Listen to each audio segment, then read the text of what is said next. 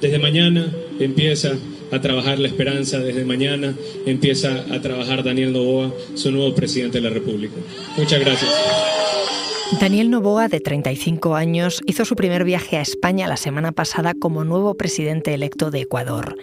Es el mandatario más joven que ha tenido el país y solo estará en el cargo 16 meses para cumplir la legislatura de Guillermo Lasso, que disolvió la Asamblea en mayo. Noboa es multimillonario, poco conocido y llega al poder sin un partido que lo arrope, porque el expresidente anticipó las elecciones para librarse de un juicio político. El nuevo mandatario tiene poco tiempo y varias crisis abiertas: económica, política y de seguridad. Soy Ana Fuentes. Hoy en el país, violencia, pobreza y caos institucional, las tres crisis de Ecuador.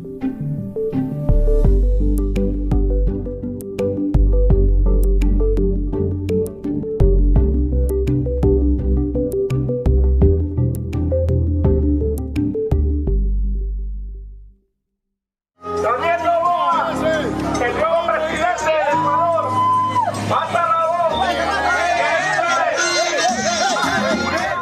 Este era el ambiente de celebración en las calles de Ecuador hace unos días por la victoria de Daniel Noboa en las elecciones presidenciales.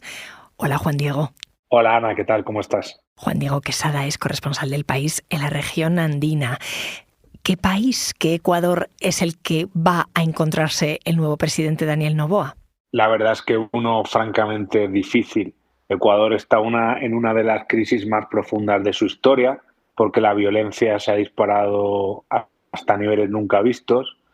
A final de año va a estar entre los países más peligrosos del mundo, con eso te lo digo todo. Pero no solo eso, el gobierno tiene también un déficit fiscal de 5.000 millones de dólares que tendrá que afrontar antes del cierre del año, y el crecimiento mínimo del PIB le golpea mucho. Estamos hablando de un país en el que se le juntan los problemas de la inseguridad y de la economía, y a eso hay que añadir el de la gobernabilidad. Las instituciones están muy deterioradas en Ecuador, infiltradas por el narco, y el presidente va a ser minoría en la Asamblea, va a tener que hacer verdadero malabarismo para aprobar sus reformas. Al principio de la campaña electoral, Daniel Noboa ni siquiera salía en las quinielas como presidenciable. ¿Qué fue lo que cambió? Pues mira, hay dos momentos claves. El primero fue durante un debate con otros 6 candidatos en el que él apareció muy tranquilo, muy relajado, no entró en las disputas partidistas entre los otros candidatos, dio una imagen de alguien sereno, apartado de las disputas clásicas de la política, y eso le elevó mucho entre el resto de políticos. Y el segundo suceso, que es el más impactante y es el que ha marcado la campaña, fue el asesinato del candidato Fernando Villavicencio, un periodista que denunciaba la corrupción. Un grupo de sicarios colombianos lo asesinó a la puerta de uno de sus mítines. Y desde ese momento todo se volteó en la campaña, y Daniel Noboa, que iba en la cola, se situó en la cabeza de las encuestas. Así que en este contexto tan horrible, Daniel Noboa gana las elecciones presidenciales. Pero cuéntame, ¿quién es él? ¿Quién es Daniel Noboa? Pues mira, los ecuatorianos han votado a un verdadero enigma. No lo conocen realmente bien, hay muy pocos datos sobre él. Se sabe que es el hijo de uno de los hombres más ricos del país, Álvaro Noboa, que tiene una fortuna estimada en 1.000 millones de dólares. Su papá se presentó 5 veces a la presidencia sin conseguirlo.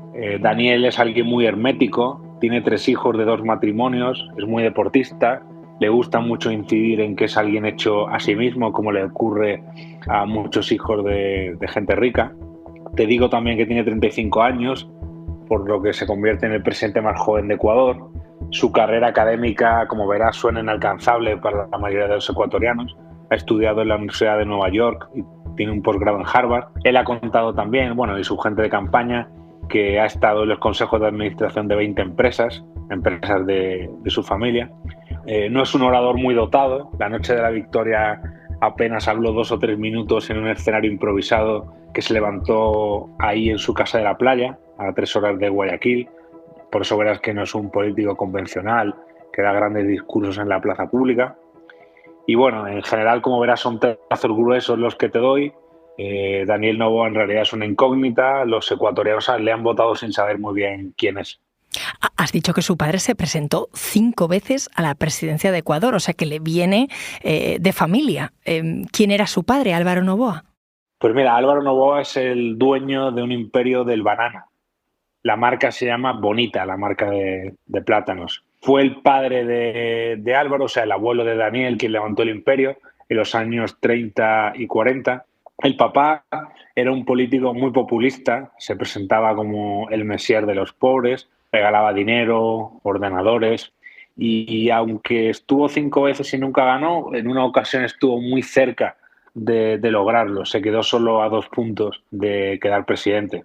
Su empresa se llama el Grupo Noboa, debe casi 90 millones a Hacienda y pleitean por otros 888. La verdad es que prácticamente todas las decisiones que tome Daniel como presidente afectarán a la familia de una manera u otra. El papá no ha estado presente en la campaña, no se le ha visto, pero sí han estado a su lado su madre y su tía, que es la mujer más rica de Ecuador también. Y ellas dos van a ser asesoras de su gobierno. Como verás, todo queda en casa. Y el hecho de que él forme parte del poder empresarial con un entramado de compañías enorme, como decías, ¿puede presentarle conflictos de intereses a la hora de tomar decisiones en economía? Evidentemente sí, tiene todos los conflictos de intereses posibles. Grupo Novoa es el mayor entramado empresarial del país y cualquier decisión que tome en materia económica le afectará. Esa es la realidad. ¿Dónde podemos encuadrar ideológicamente al nuevo presidente? La verdad es que no resulta nada sencillo. Él se define como alguien de centro izquierda, pero su programa en realidad es liberal. Casi todas sus propuestas están dirigidas a la empresa y a los empresarios. Noboa muy hábilmente ha logrado sembrar la duda al mostrarse tan ambiguo, pero de todos modos su ideología no ha sido un tema en campaña. Se ha mostrado poco politiquero y no ha confrontado al correísmo, que es lo que le hubiese situado más a la derecha. Y esa estrategia le ha salido muy bien. Ahora me sigues contando, Juan Diego. Enseguida volvemos.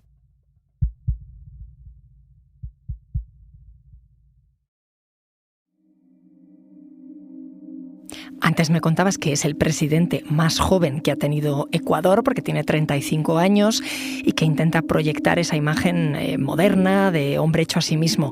Pero, ¿qué hay de su equipo? Pues mira, esa imagen de moderno contrasta con la de su vicepresidenta, Verónica Abad. Ella se define directamente como una mujer de derechas, clásica y provida. Dijo una frase que tuvo mucha repercusión en campaña, que es esta, te la leo: las mujeres pretenden ser feas y ahí tiene mucho que ver el marxismo. No voy a comentar. mejor, nos quedamos ahí. Ella también ha apoyado la privatización de las empresas públicas. Por eso queda mucho la duda de cómo va a actuar Noboa en general. Yo creo que ahora mismo es una moneda al aire. Quiero aclarar que la figura de vicepresidente es distinta a la que tenemos en España. No necesariamente es la mano derecha del presidente, a veces justo lo contrario. Por ejemplo, en Colombia, Petro mantiene una distancia grande con su vicepresidente, Francia Márquez. La figura se desdibuja muchas veces y acaba siendo casi un cargo honorífico. Un proyecto político el cual su fin era devolverle una sonrisa al país, era devolverle la paz a un país. Así hablaba el nuevo presidente Noboa en su primer discurso. Decía, hay que devolverle la paz al país. Juan Diego, la violencia es la principal preocupación para la gente en Ecuador. Es uno de los países más violentos del mundo, 40 homicidios por cada 100.000 habitantes. ¿Pero ha sido siempre así? No, no siempre fue así. Ecuador fue un país relativamente tranquilo, en una región que era muy turbulenta. Está enclavado entre Colombia y Perú, que son los dos países con más siembra de coca del mundo. Y a pesar de eso, no tenía los mismos problemas que los países de alrededor. Pero mira, Perú y Colombia, la batalla contra los cárteles está militarizada y hay mucha más respuesta de las autoridades. En ese sentido, Ecuador ha sido una plaza mucho más sencilla para el crimen organizado. A lo que se suma que la dolarización del país hace que sea fácil blanquear dinero, y también está la amplia costa al Pacífico que tiene Ecuador, desde donde se distribuye la droga a todo el mundo. Todo esto lo ha convertido en un territorio muy apetecible para el crimen organizado. Y para acabar con ese crimen organizado, ¿qué es lo que promete Noboa? Pues te va a sorprender, pero no ha sido un tema central de campaña. Noboa ha soltado algunas pinceladas, como crear cárceles barcazas en medio del mar para meter a los presos más violentos, o militarizar las cárceles, las aduanas y los puertos, que ahora mismo están en manos del narco. Habló también, un poco de pasada, de un plan llamado Fénix, que es la creación de una central de inteligencia para prevenir delitos.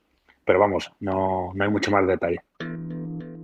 Eso con respecto a la seguridad, pero Ecuador también está viviendo, lo decías, una crisis económica y una crisis política. Para entender esta última, la parte política, quería preguntarte por una cuestión que aún no me has contado. ¿Por qué acabó convocando elecciones anticipadas el anterior presidente, Guillermo Lasso? Porque Guillermo Lasso estaba a punto de enfrentar un juicio político por corrupción que le había abierto la Asamblea. Cuando ya era prácticamente un hecho que lo iban a enjuiciar, hizo algo que nunca se había hecho hasta ahora. Decretó lo que se llama la muerte cruzada, que consiste en disolver la Asamblea y convocar elecciones. Ahora Lasso le va a pasar el testigo a Noboa para que acabe su periodo presidencial, por el que solo quedan 16 meses. Primero quiero agradecerle a Luisa González, a la candidata de la Revolución Ciudadana, al candidato ahora presidente electo Daniel Noboa, nuestras felicitaciones profundas, porque es democracia. Escuchábamos a Noboa y a Luisa González, que le felicitaba después de perder ella en las urnas. Era la candidata del correísmo. El expresidente Rafael Correa perdió en su momento, fue condenado por la justicia de su país y está hoy exiliado en Bélgica. ¿En qué papel queda el correísmo después de la derrota de Luisa González?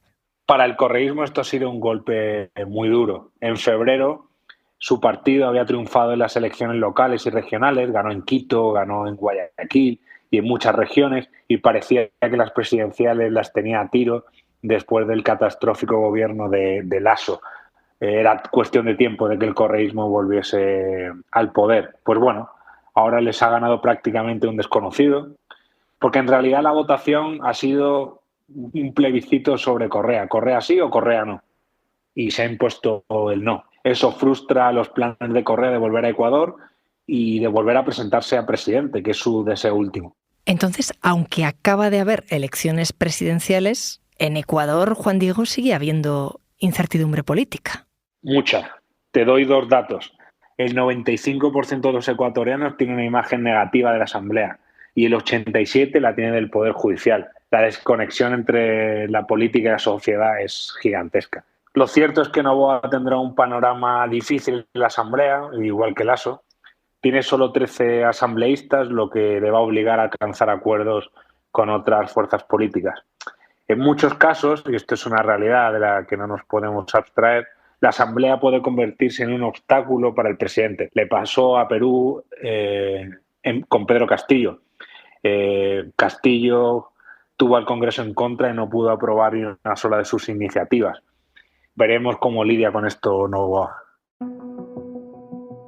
Hemos hablado de seguridad, de caos institucional, y la economía es la tercera gran preocupación de los ecuatorianos. Antes me decías que Noboa tenía una ideología liberal, que es el hombre más rico del país, pero más allá de eso, ¿cuál es su programa para enmendar la economía? Bueno, ha dicho que tiene la intención de reducir impuestos, veremos cómo hace eso con el déficit fiscal que tiene, y que va a fomentar la inversión extranjera.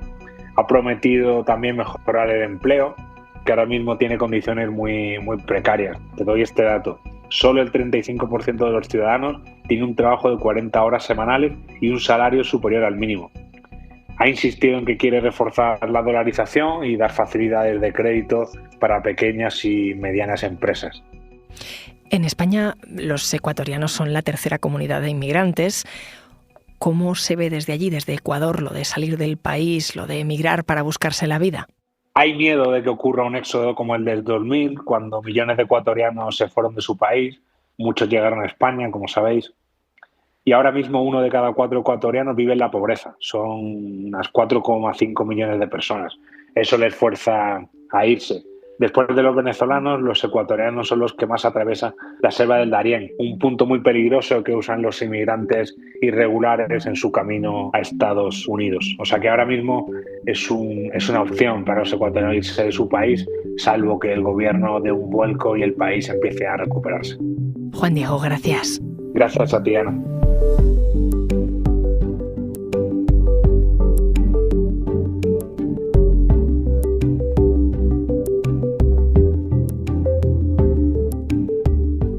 Este episodio lo ha realizado Dani Sousa. El diseño de sonido es de Camilo Iriarte. La edición es de Ana Rivera y la dirección de Silvia Cruz La Peña. Yo soy Ana Fuentes y esto ha sido Hoy en el País. Mañana volvemos con más historias. Gracias por escuchar.